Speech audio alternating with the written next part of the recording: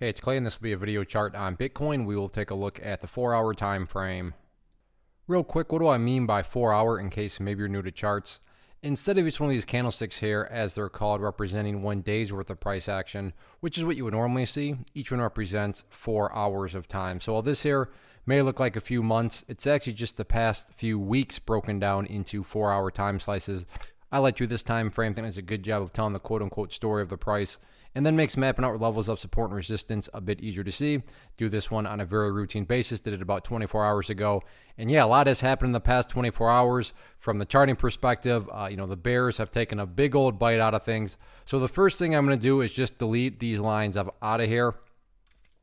And yeah, all these lines do pertain to the chart, but from a presentation standpoint, I don't want to risk causing confusion and clutter because there's lines all over the place. So I just want to try to keep this as very simplistic as possible. And I realize that crypto markets are open 24/7. So, you could be watching this video a couple of days from now, on Saturday or Sunday. And yeah, the chart's going to look a lot, could look a lot different. But that's why I like doing the 4-hour, is it'll allow me to talk about more so the broader term levels where you can just kind of ask yourself, okay, where does the price currently reside in regards to, either of these levels? And the first level to just keep an eye on, and resistance, pretty straightforward at this point in time, is just ask yourself, well, where's the price at relative to the purple line?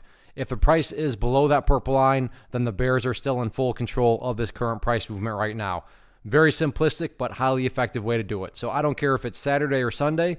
If the price is below that purple line, then yeah, that just implies that the bulls really haven't made any sort of strong upwards moves, or at least strong enough to get back up above that key moving average. So that's really, from a resistance standpoint, the overall level of resistance going into the weekend, and the one that, like I said, no matter what day you're really watching this, ask yourself that, and that'll kind of, let you know where things are at in regards to, the strength of the bulls. Now, if the price is above that purple line and it's up, around 6,800 again, well, then take that as a sign that things have been recovering very nicely from the bulls' perspective. But, purple line there, key level of resistance. As far as supports, no guarantees or anything like that, and by no means am I making some sort of, shocking call here, given that the price is pretty darn close to 6,000. So to me, it's looking like 6,000 will at least get tested over the weekend. Whether or not it holds, that remains to be seen. In the event it does not hold, I do want to map out one more area of support. So what I did there is I just changed this to the weekly time frame, because we're going to have to go back quite a bit of ways into the chart's history in order to figure out where the next potential area of support may be if that 6,000 mark doesn't hold. And if 6,000 does not hold, the next key level looking to be right around, let's see, what is that? About 5,500. So 6,000, and then we'll just call it 5,500.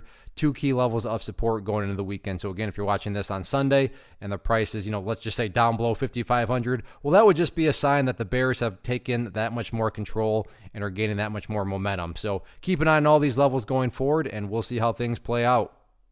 One of the biggest questions that I get is, hey Clay, how do you find the stocks that you trade? So what I've done is put together a free resource guide where I talk about the tools that I use to locate stocks that I find interesting and think may have potential. So if that sounds like something that could add value to you as a trader, then click on the image that is up on the screen right now, and I will email you the guide. The guide itself is very short and to the point, and best part, it's completely free.